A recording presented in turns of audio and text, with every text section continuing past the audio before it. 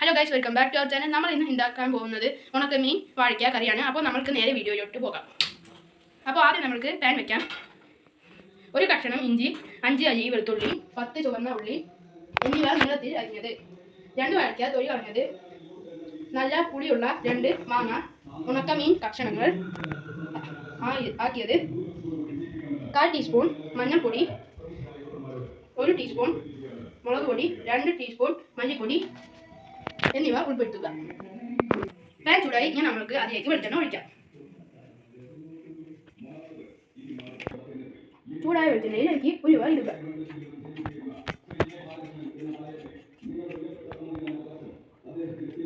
ഉലുവ ബ്രൗൺ നിറമാകുമ്പോൾ അതിലേക്ക് അരിഞ്ഞു വെച്ച വെളുത്തുള്ളിയും ഇഞ്ചിയും ചേർക്കുക. ഇനി നന്നായി ഇളക്കുക. അരിഞ്ഞു വെച്ച ചുവന്നുള്ളി നമുക്ക് ചേർക്കാം.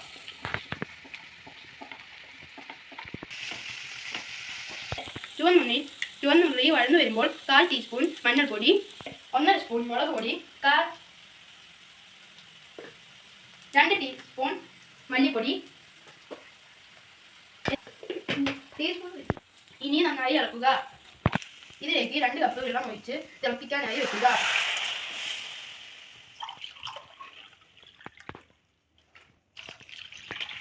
ഇനി ഇളക്കുക. അടച്ചു വെച്ചാൽ വേഗം തിളക്കുന്നതാണ്. ഇപ്പോൾ ഇത് നന്നായി തിളച്ചിരിക്കുന്നു. ഇതിലേക്ക് നമ്മൾക്ക് വാഴയ്ക്കയും മാങ്ങയും ചേർക്കാം.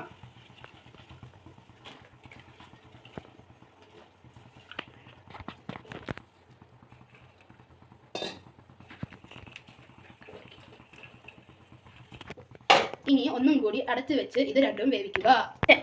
കഷ്ണങ്ങൾ വേവിച്ച് തുടങ്ങിയിട്ടുണ്ട്. ഇനി നമ്മൾക്ക് ഇതിലേക്ക് ഉണക്കമീൻ ചേർക്കാം.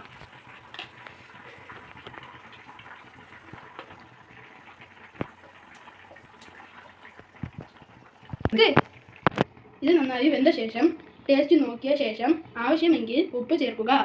മീൻ കറി തയ്യാറായി. തേങ്ങ ഒന്നും ചേർക്കാത്ത അസൽ മീൻ കറി റെഡി. നിങ്ങളും ട്രൈ ചെയ്യൂ. ബൈ.